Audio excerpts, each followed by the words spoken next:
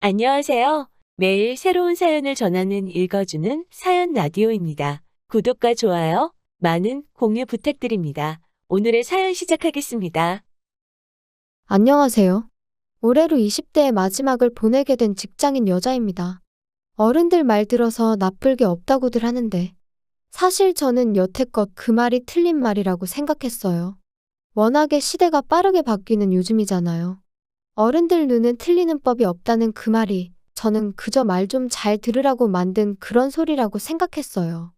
과거에 정체되어 있는 고리타분한 사고방식이라고 생각했죠. 그런데 이번 일로 제 생각이 짧았다는 걸 뼈저리게 깨달았습니다. 제가 대학 졸업을 앞두고 인턴으로 일을 잠깐 한 적이 있어요. 남편은 그때 처음 알게 되었습니다. 남편은 회사의 정직원으로 인턴들에게 회사 업무를 알려주는 사수 역할을 하던 사람이었어요. 자상한 성격과 재테크에 대한 해박한 지식으로 사회초년생 중에 초년생인 동료 인턴 직원들한테 인망이 두텁고 인기가 많았어요. 그때 당시 저는 인턴 월급 100만 원도 안 되는 걸로 무슨 재테크냐 싶었고 전혀 관심조차 없었습니다. 남편이 동료 인턴들 데리고 다니면서 퇴근 후에 재테크 설명회나 강연 같은 것도 데리고 다니고 그랬었는데 저는 그냥 혼자 겉돌았죠. 인턴 끝날 때쯤엔 저 빼고 다른 동료들끼리 절친들처럼 되어 있었어요. 인턴 마지막 날엔 남편도 같이 해서 거창하게 회식 자리를 열었었어요. 저는 같이 어울리던 사람이 아니었다 보니 그 자리에 끼지는 않았었습니다. 아무튼 그 몇 개월 안 되는 짧은 인턴 생활을 뒤로하고 저도 졸업을 하게 되었고 다른 회사에 취직도 하게 되었습니다. 인턴 때 배워서 쓸만했던 건 복사기 쓰는 법 정도밖에 없더군요. 하지만 사회생활이 중요하다는 건 저 혼자 겉돌면서 뼈저리게 배워서 새 회사에서는 사람들하고 어울리고 나름 잘 지내게 되었습니다. 그렇게 회사 생활을 시작한 지 3년 차가 되던 해였어요. 외근을 나갔는데 거기서 정말 우연처럼 남편을 재회하게 되었습니다. 오랜만에 만난 사수라 우연찮은 만남이 신기하긴 했지만 사실 인턴하던 당시에 저만 따로 지냈다 보니 다른 인턴 동료들처럼 많은 추억도 없었거든요. 저보다 오히려 당시 남편이 더 반가워했습니다. 그때 연락처를 서로 교환을 했는데 정신을 차리고 보니 남편과 연인 사이가 되어 있었네요. 이렇게 다시 만난 건 우리가 함께할 운명이라 만난 거라는 남편의 말을 계속 듣다 보니 정말 저희가 드라마나 영화에서나 볼 법한 그런 운명 같은 사랑을 하고 있는 것처럼 느껴졌어요. 그리고 그 운명이라는 단어에 취해 남편의 환경이라고는 하나 신경 쓰지 않고 연애를 시작했습니다. 그렇게 2년의 연애를 하고 재작년 겨울에 남편의 청혼을 받게 되었습니다. 저희 부모님은 남편을 꽤 좋게 봤어요. 서글서글한 인상에 부침성도 좋고 직장도 그만하면 더할 나위 없다고 사윗감으로 마음에 든다고 하셨지만 상견례가 끝나고 나서 남편의 집안 형편 때문에 제가 고생할 게 너무 눈에 선이 보인다며 결혼을 허락해 줄 수 없다고 하셨습니다. 저희 집이 뭐 남의 집 집안 사정을 가지고 뭐라고 할 정도로 부자는 아니지만 적어도 남편의 집과 비교해보면 헐 나은 상황이었어요. 중소기업이긴 해도 부사장으로 일을 하고 계신 아버지와 전문직인 어머니 두 분의 벌이 덕분에 경제적으로 부족했던 적은 없었거든요. 반면에 남자친구 집은 형편이 썩 좋은 편이 아니었죠. 노후 준비도 안 돼 있는데 경제활동조차 하지 않는 홀어머니에 아직 대학생 졸업반인 신우까지. 부양해야 할 가족들이 한 명도 아니고 둘이나 있었거든요. 당시 남편이 집에 생활비를 보태고 있었는데 액수는 정확하게 말해주지 않았지만 상견례 자리에서 나왔던 말로 추정해봤을 때 대충 남편이 시댁에 보내는 생활비가 없으면 시댁이 생활이 어려울 정도였답니다. 그래서 이 결혼을 반대하셨는데 결국 제가 바득바득 우겨서 결혼을 하게 되었습니다. 자식 이기는 부모 없다고 부모님의 반대에도 불구하고 제가 우겨서 결혼을 억지로 해버린 거죠. 물론 남편도 어느 정도 저희 부모님 마음을 돌리는데 일조를 하긴 했습니다. 곧 있으면 신우가 졸업해 취직을 하게 된다. 그때부턴 시댁에 생활비를 보태지 않겠다 하면서 저랑 남편이 이렇게 서로 사랑하는데 그깟 돈 때문에 결혼을 못한다면 평생을 후회 속에 살게 될 것 같다며 애걸복걸했어요. 지성이면 감천이라고 했던가요?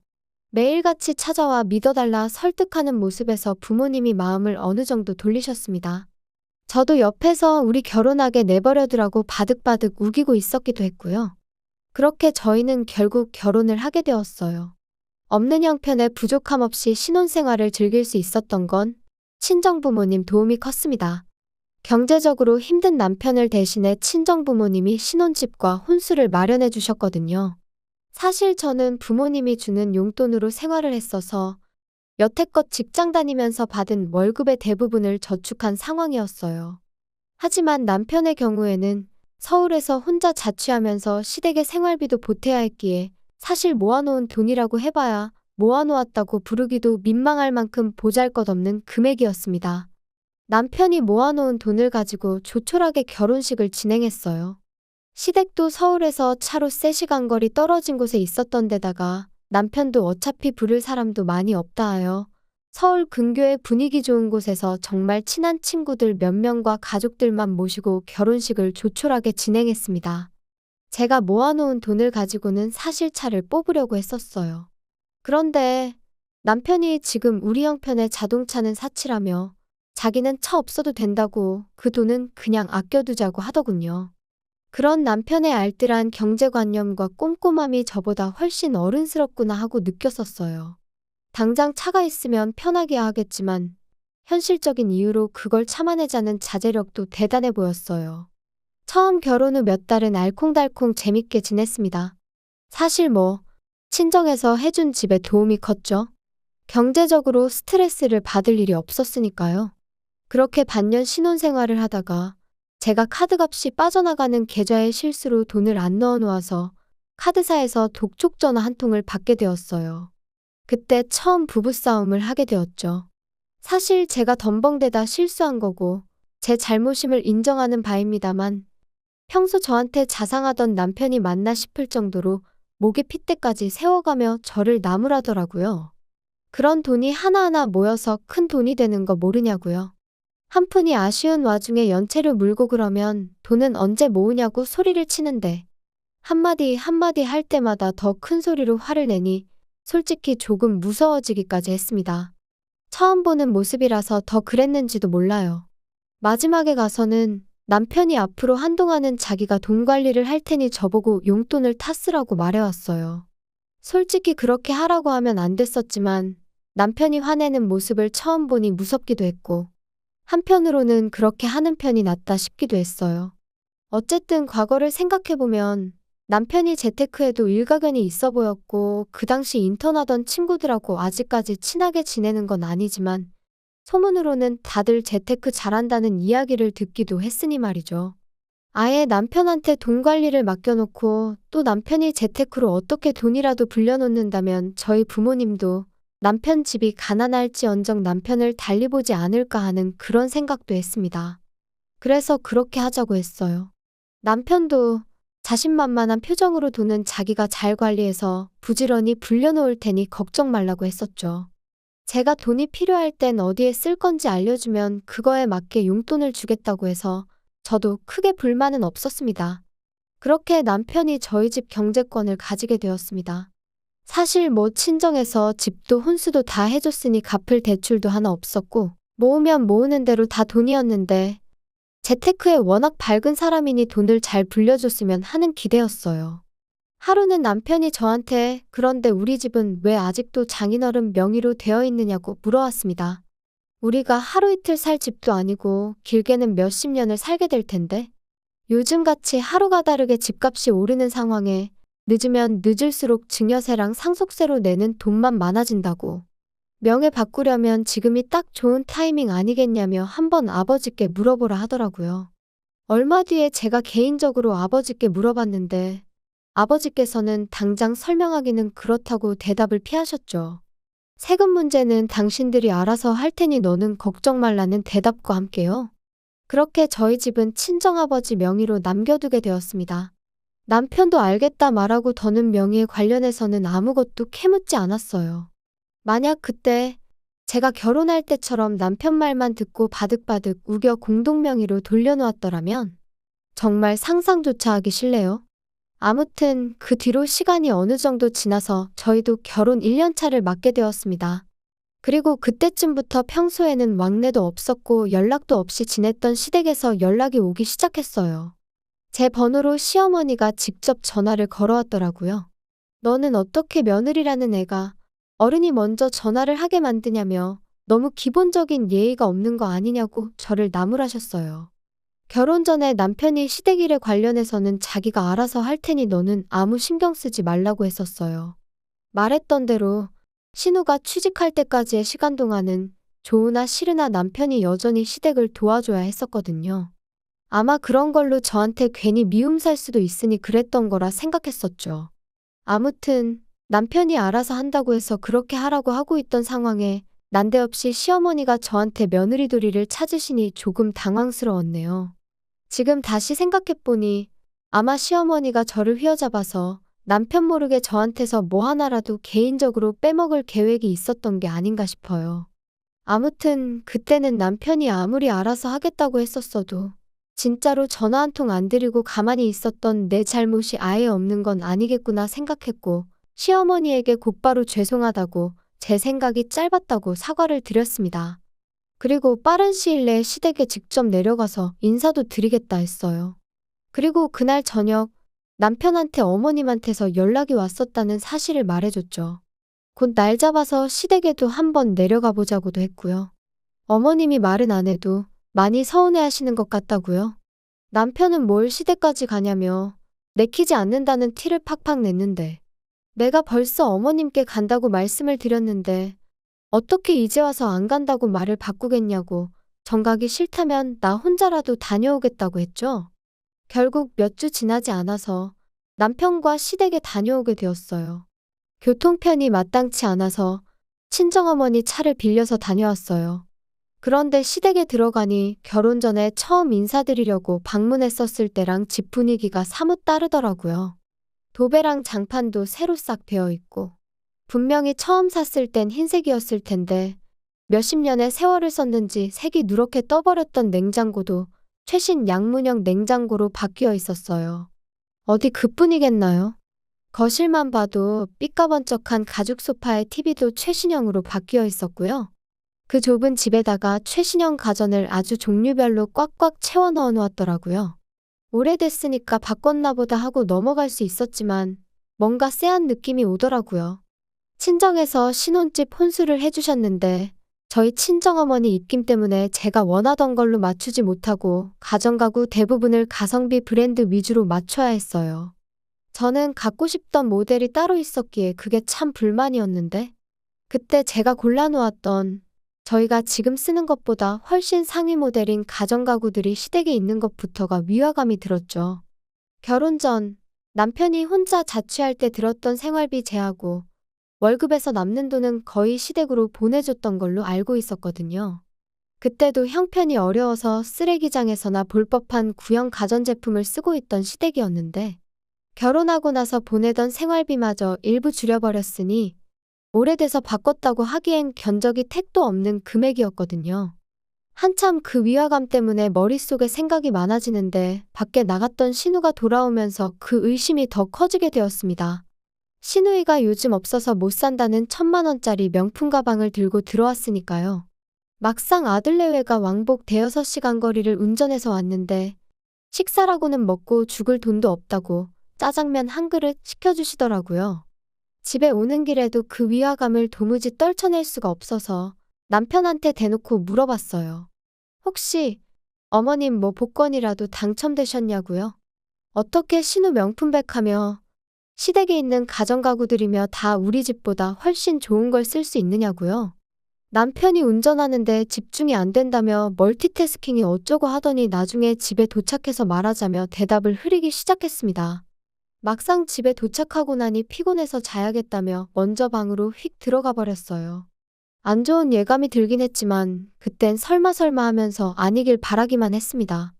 그리고 나서 얼마 지나지 않아서 남편이 저를 불러 세우더니 난데없이 신우의 결혼 소식을 전해왔습니다. 저희 결혼할 때쯤부터 해서 만나던 남자가 있는데 둘 사이에 아이가 생기는 바람에 조금 갑작스럽게 결혼을 하게 되었다고요. 남편도 이 사실을 얼마 전에 알게 되었다고 그동안은 전혀 몰랐다고 하더라고요. 그러면서 한다는 말이 저희가 시댁에서 봤던 그 가전가구들이 사실은 신우 신혼집에 가져가겠다고 남자 쪽에서 미리 장만해 놓은 혼수들이었다고 설명을 해주더라고요. 저를 세상 물정 모르는 정신 빠진 사람으로 봤던 걸까요? 물어보지도 않은 걸 알아서 술술 뱉어내는데 그 말이 앞뒤도 하나 맞지 않는 데다가 가당치도 않아서 믿어줄래야 믿어줄 수가 없었어요. 갑자기 아이가 생겨서 결혼하는 거면 그 전까지는 결혼 이야기는 없었다는 소리잖아요? 100번 양보해서 그 전부터 결혼 이야기가 오갔던 사이라고 쳐도 결혼식 날짜를 잡아놓은 것도 아니고 아이가 생길지 안 생길지도 모르는데 세상 어느 누가 집도 없는데 신혼집 가정가구를 미리 사놓겠어요? 혹시나 싶어서 남편한테 그럼 신우가 취직해서 생활비 내고 시어머니 부양하기로 했던 건 어떻게 되는 거냐고 물어봤어요. 남편이 그것도 남자 쪽에서 다 해주기로 했으니 걱정 말라고 하더라고요.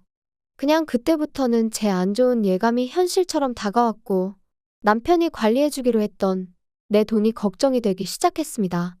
그런데 남편은 제가 어느 정도 눈치를 채고 있다는 생각은 요만큼도 안 한 건지 그래도 신우 결혼하는데 우리가 뭐 좀 해주는 게 어떻겠냐고 말을 꺼내더라고요. 남자 쪽에서 혼수도 미리 해왔고 시어머니 노후까지 책임져 주기로 했으니 우리가 신혼집 정도는 해줘야 하는 거 아니냐고 말을 하는데 아무리 그쪽 동네가 지방이라지만 아파트 한 채가 누구 집 개 이름도 아니고 못해도 2억 3억 사이로는 줘야 할 텐데 우리가 그럴 돈이 어디 있어서 신혼집을 해주냐고 물었죠. 남편은 그 돈을 장인 장모님한테 한번 빌려보면 어떻겠냐 물어왔습니다. 사실 장인 장모님이 욕심만 안 부렸어도 우리가 우리 집으로 대출받아서 마련할 수 있는 돈이었는데 명의를 도무지 안 바꿔주시니 어쩔 수 없지 않냐고 그걸 또 저희 부모님 탓을 하더라고요. 남편에게 내가 왜 평생 결혼 전에 인사하러 갔을 때 한 번, 결혼식 때 한 번, 몇 주 전에 시댁 다녀왔을 때 한 번, 그렇게 총 3번 만난 신우를 위해 집 한 채를 해줘야 하는지 모르겠다고 싫다고 거절했어요. 그리고 이참에 당신이 관리하던 내 돈도 돌려달라고 했습니다. 이러다 나 몰래 신우한테 뭐라도 하나 해줄 것 같아서 못 믿겠다고요. 사실 안 좋은 촉이 들어서 돌려달라고 한 건데 남편이 말 끝나기가 무섭게 그 돈은 지금 빼기 좀 그렇다고 묶여있으니까 나중에 주겠다며 어버버거리더라고요. 그래서 그럼 우리 투자하고 있다는 돈은 지금 어디에 어떻게 투자하고 있는지 증거 좀 보여달라고 했어요. 이제는 나도 뭐가 어떻게 돌아가는지 내 눈으로 직접 보고 싶다고요. 남편은 있는 대로 당황해서는 대답을 못하더라고요. 제 의심은 확신으로 바뀌었고 결국 남편을 다그쳐서 관리해준다던 제 돈의 잔액을 보게 되었습니다. 딱 100만 원 남아있더군요. 출금 내역을 확인해보니 가관이었어요. 제 돈을 건네받자마자 한 달도 안 지나서 가전마트랑 가구점에서 3천만 원 결제된 기록부터 해서 신우한테 1,000만 원이 넘는 돈을 보낸 기록에다 그때그때 시댁에 생활비 하라고 보낸 건지 소액으로 몇 번씩 시어머니 계좌로 이체된 기록까지 전부 고스란히 남아있었습니다. 이건 어떻게 설명할 거냐고 물으니 뻔뻔하게도 신우한테 송금된 돈은 빌려준 돈이고 시댁 가정가구 바꿔준 건 신우가 결혼하는데 맨몸으로 보낼 수 없으니 결혼할 때 가져갈 혼수를 미리 맞춰준 거라고 변명을 하는 겁니다. 빌려준 돈이면 차용증 써놓은 건 있냐고 물으니 또 대답을 못하더군요. 가족끼리 무슨 차용증을 쓰냐면서 신우가 이자까지 쳐서 갚기로 했으니 따지고 보면 자기가 제 돈을 굴려주기로 했다는 그 약속은 변함이 없답니다. 직장도 없고 이제 애까지 생겨서 결혼하는 신우가 무슨 수로 그 큰 돈을 언제가 돼서 갚겠냐고 따졌더니 이젠 아예 적반하장으로 떼대면 알아서 갚을 거니까 얼마 되지도 않는 돈 가지고 호들갑 좀 떨지 말라더군요. 시집와서 한 가족이 되었으면 가족을 돌아볼 줄 알아야지. 다른 사람도 아니고 내 동생이 결혼하는데 맨몸으로 시집 보내서 그 집에서 식모노를 타면서 사는 꼴을 어떻게 보냐고 따지는데 너는 뭐 장가올 때 땡전 한 푼이라도 들고 왔냐고. 네 말대로면 너는 우리 집에서 머슴 대접 받으며 결혼 생활하는데 머슴 자식이 주인님 모르게 주인집 아가씨 재산을 털어먹은 것도 모자라. 이젠 믿어준 사람을 속여서 주인집 돈까지 털어먹으려 개수작을 부리고 있냐고 한마디 했어요. 남편은 저한테 말 다 했냐며 그깟 돈 얼마 더 있다고 사람이 우습게 보이냐고 돈 많은 거 유세 부리냐고 개거품을 물더라고요. 우리는 운명이 맺어준 인연이라던 그 사람, 결혼을 반대하는 우리 부모님께 믿어달라고 매일같이 찾아와 저를 행복하게 해주겠다던 그 사람이 진짜 맞는 건가? 돈 얼마 때문에 사람이 저렇게 변할 수가 있나? 돈이란 게 참 무섭구나 싶었습니다. 부모님 반대에도 불구하고 제가 아득바득 우겨서 한 결혼이었기에 더더욱 행복하게 잘 살고 싶은 마음뿐이었는데 이 사람은 제 돈 얼마, 자기 가족들 책임져야겠다는 그 알량한 장남 자존심에 모든 걸 박살내버렸네요. 정말 마음 아프고 죄송했지만 믿고 의지할 건 부모님밖에 없었습니다. 저는 바로 친정으로 향했어요. 자초지종을 들은 부모님께서는 그렇게 될 줄 알고 처음부터 진명이도 안 바꿔줬던 거라며 다 해결해 줄 테니 걱정 말라고 하시더라고요. 바로 전문직인 어머니 인맥으로 이쪽 방면에서 유명한 변호사를 선임하셨고 남편에게 바로 퇴거 명령 그리고 제 돈에 대한 내용 증명과 이혼 서류까지 같이 보냈습니다. 남편은 처음에는 돈만 갚으면 이혼은 안 해도 되는 거 아니냐며 발악을 했지만 소송까지 가면 위자료까지 뱉어내야 한다는 말에 금세 꼬리를 내리고 이혼 서류에 사인을 했어요. 어차피 맨몸으로 온 남편, 내쫓을 때도 맨몸으로 쫓아내버리면 되는 거였으니 이혼 자체는 어려울 게 없었죠. 다만 남편이 가져간 제 돈은 남편이 직접 저한테 갚아야 했습니다. 이자까지 포함해서 말이죠. 그 와중에 조금이라도 돈을 마련해보겠다고 시댁에 바꿔준 가전도 신우한테 줬던 명품 가방을 중고로라도 팔아보려고 했었나 봐요. 그런데 정작 내 돈까지 빼돌려가며 퍼주던 가족들은 남편의 편이 되어주지 않았습니다. 시어머니는 물론이고 신우까지 왜 우리 물건을 팔아서 오빠 빚을 갚아주냐며 남편을 외면해버렸던 거예요. 결국 당장 돈을 마련할 수 없었던 남편은 잘 다니고 있던 회사에 희망퇴직 신청을 해서 퇴직금에 얼마 더 얹어준 위로금을 합쳐서 저한테 돈을 갚았습니다. 신우 결혼도 일찍이 저희가 이혼 서류를 주고받는 과정에서 벌써 파토가 났다고 하더라고요.